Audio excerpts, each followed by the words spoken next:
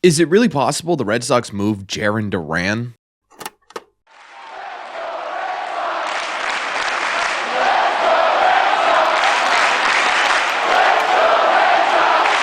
What is going on, everybody? Welcome back to Red Seat Radio. My name is Corbin, and thank you very much for clicking on this video. Look, this is what happens when a team stinks up the place like this, especially when they're expected to be competitors and have really intriguing pieces on their team, right? Teams start to come for every single piece that you have. But before we get into this, I just want to give you guys a heads up. We are going to be live right here on this channel tonight, 7:10-ish p.m. Eastern time. We're going to be watching the Red Sox attempt to win a baseball game, which should be interesting given this current team. So I hope to see you all there. But in terms of the video itself, the reason we're talking about this today is because some pretty big news made its rounds in Red Sox Nation, really baseball in general, yesterday, and I'm pretty sure you guys have heard about it already, but if you haven't, The Athletic put out an article yesterday that detailed that the San Diego Padres have once again started to inquire about trading for, obviously, as we've said his name 10 times already in this video, Jarren Duran. Now, this isn't the first time Duran to the Padres has come up. Back before the 2024 season, there was some legitimate smoke that the Padres were really interested in bringing Jarren Duran over to San Diego. And it makes sense, right? Duran's a pretty interesting piece. But the first thing we have to ask ourselves when we're talking about any sort of in-season trade conversations is whether or not this is even a realistic possibility. Would the Red Sox trade Jarren Duran? Because while Duran hasn't been the player that we saw last year, that sort of game-changing, top of the league, superstar level type athlete that we saw in 2024, he's still been a relatively productive player this season. It's a 271 average, a 317 on base percentage, and a 417 slug, which is good for a 104 OPS plus, almost 5% above league average production. Despite sort of the big drop-off in overall production that we've seen from Duran this year, he still leads the league in triples. He still has 13 stolen bases, right? Still 14 doubles. He's still a really productive leadoff hitter for the Boston Red Sox. The reasons why the Red Sox may not want to trade Jarren Duran are pretty obvious, right? He's a leader on and off the field for this Red Sox team, basically becoming a figurehead of the Boston Red Sox. When people ask who's the face of this Red Sox team, a pretty large majority of people, I think, would actually point to Jarren Duran as one of those guys. He's become a big figure in Red Sox Nation in this Red Sox clubhouse. Two, when you look at it, the Red Sox trading their leadoff hitter would create a whole lot of issues, wouldn't it? I mean, take a look at the rest of this lineup. Who are you throwing in the leadoff spot if it's not Jarren Duran? Romy Gonzalez, Carlos Narvaez, right? It wouldn't be pretty. Even if your solution to the leadoff role would be Roman Anthony, that's a risk in and of itself, right? Anthony's been a leadoff hitter over this past 3 seasons in minor league baseball. He sort of kind of feels destined to be a leadoff hitter for the Red Sox at some point, if not a top-of-the-order type guy, but he's never touched a Major League diamond before, right? Despite his status and how impressive he's looked in minor league baseball, we don't know what that's going to look like at the Major League level, and it's relying on yet another rookie to keep this team afloat. It would be a really, really brutal situation for the Red Sox in terms of just simply lineup construction if they were to move on from Jarren Duran. It would also feel like a bit of an admission that the Red Sox are just sort of done with this season, right? Trading a guy in the middle of June really doesn't feel like a team that wants to continue to be competitive. And honestly, it would be a fair assessment for the Red Sox to sit here right now and say, hey, look, this team just doesn't have it, right? This team just got absolutely torched by the Los Angeles Angels, who just aren't a good baseball team right now. They put up, 6 runs on you in the first inning of yesterday's game. You haven't been able to string together 3 wins in a row since mid-April. You just simply don't look like a legitimately competitive baseball team right now. It would be a fair admission. It would just really suck, right? It would really suck to admit before you even get to the trade deadline that this team isn't going anywhere. And to be honest with you, by the end of June, that may have to be a conversation that we have. But right now, it feels a little bit too early to start giving up star pieces of your Red Sox team, even despite how you've played so far. So not only are you looking at losing a really important player here, you're looking at also admitting that the Boston Red Sox aren't going anywhere in 2025 before 2025 even gets halfway done. But that doesn't mean I don't think it's impossible for the Red Sox to do this. If the Red Sox keep performing like they're performing right now, they're going to be well out of contention by the end of the month, and that's just sort of the reality of the team right now, right? By the deadline, this season may be over, and that's not me exaggerating. That's not me being dramatic. You're losing ground basically every single day at this point in the wild card race. You are well out of it in the division right now, right? You just don't look like a competitive baseball team. By the deadline, the Red Sox are going to have to make a decision. Are they going to buy, sell, or stand put? And if you're this far out of competition, the obvious answer is you got to sell, and you've got some valuable pieces on this team. Jarren Duran may be one of your most valuable players in terms of trade value, right? He's still under arbitration for the next couple of years. He's had some incredible seasons despite being, I would say, pretty average so far this year. You could get something really, really impressive from him. Now, I got to be honest with you guys. I'm going to say this right now because I think a lot of people are going to misinterpret this video as me saying the Red Sox should trade Jarren Duran, and this is me saying I want the Red Sox to trade Jarren Duran. I want to make it clear.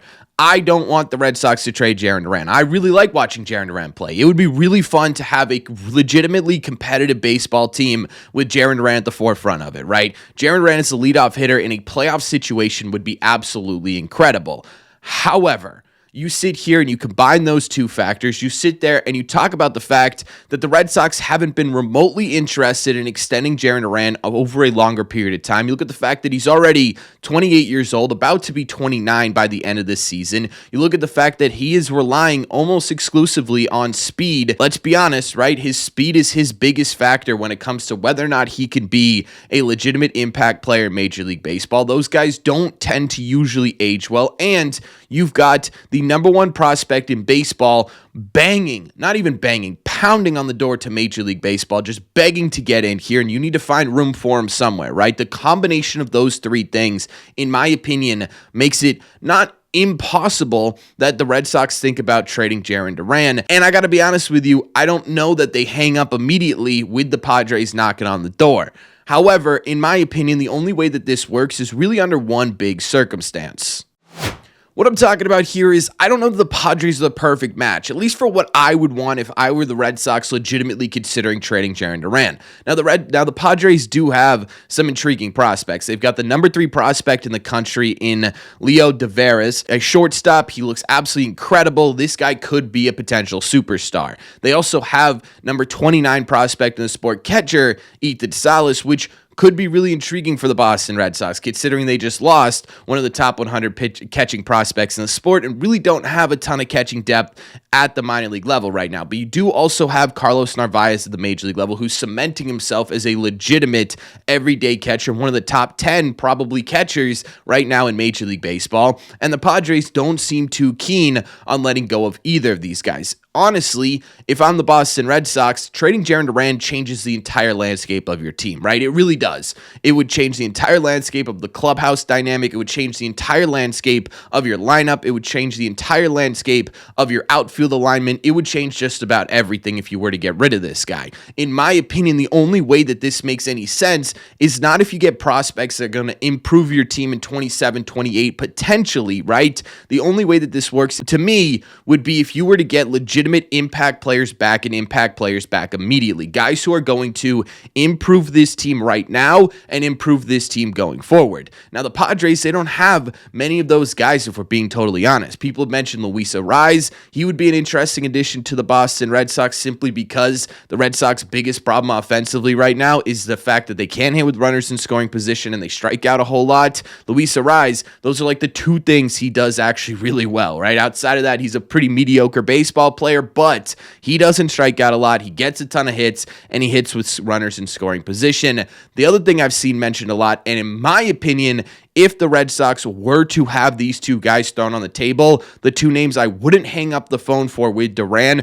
would be Michael King or Dylan Cease, both set to potentially be free agents at the end of the season. But if the Red Sox are confident that, hey, and the San Diego Padres are really, really interested in Duran to the point where they throw one of these guys on the table, things could get really interesting, right? Because one of the biggest, if not the biggest issue with the Red Sox right now is you aren't going to be able to go on any sort of win streak with your current rotation. rotation, right? It's just too inconsistent. There's just not really an answer behind Garrett Crochet as to who should be at the top of this rotation.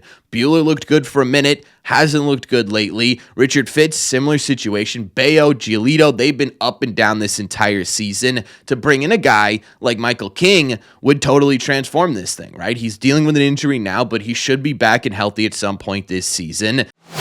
Getting this guy here and extending this guy into 27, potentially 28 or 29, whatever, could be massive, right? It could totally change the landscape of this rotation, not only this year, but going into next year as well. I just sit here and I say, look, if you are actually going to trade Jarren Duran, getting a guy like Ethan Salas or whoever would be fine, probably match up value-wise. But again, your expectation coming into this season was competing for a division, right? Your expectation going forward with these prospects and these additions and these extensions is that you're going to be competing for a division next year and the year after that, and the year after that, hopefully.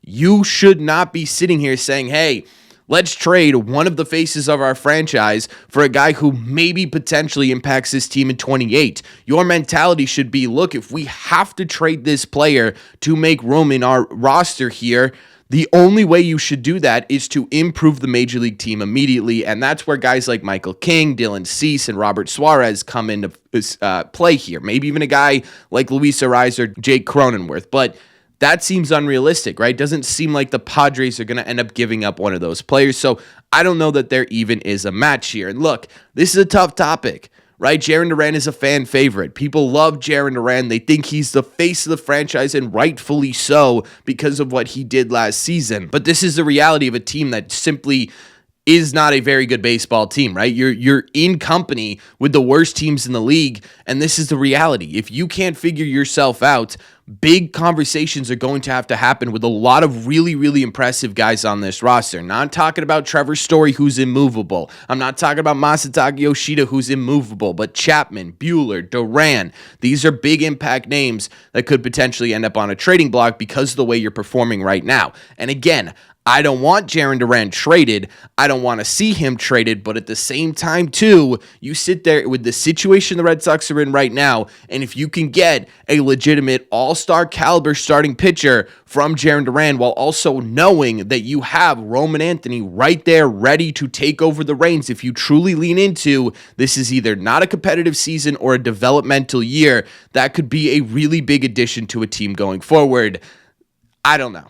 Right? I don't know. Ultimately, the question of are the Red Sox trading Jarren Duran, I don't think it's off the table. I think it sucks, but I don't think it's off the table. So let me know in the comment section down below, what do you guys think? What do you think about this report? Where do you think it ends up? And do you think, even if it doesn't work out with the Padres, that the Red Sox are open to trading Duran? Let me know all your thoughts in the comment section down below. As always, if you made it to the end of this video, do me a favor. Make sure you guys have hit that subscribe button if you haven't already. If you're new here, we talk Red Sox content almost every single day. Also, make sure you guys have hit the like button on this video as well. It just simply helps out a ton, and it's the best way to let me know you're enjoying the content. Don't forget, if you guys want to listen instead of watch these episodes, all you got to do is head over to your favorite podcasting app and look up Red Seat Radio. Thank you all very much for clicking on this one, and I will see you in the Red Seats.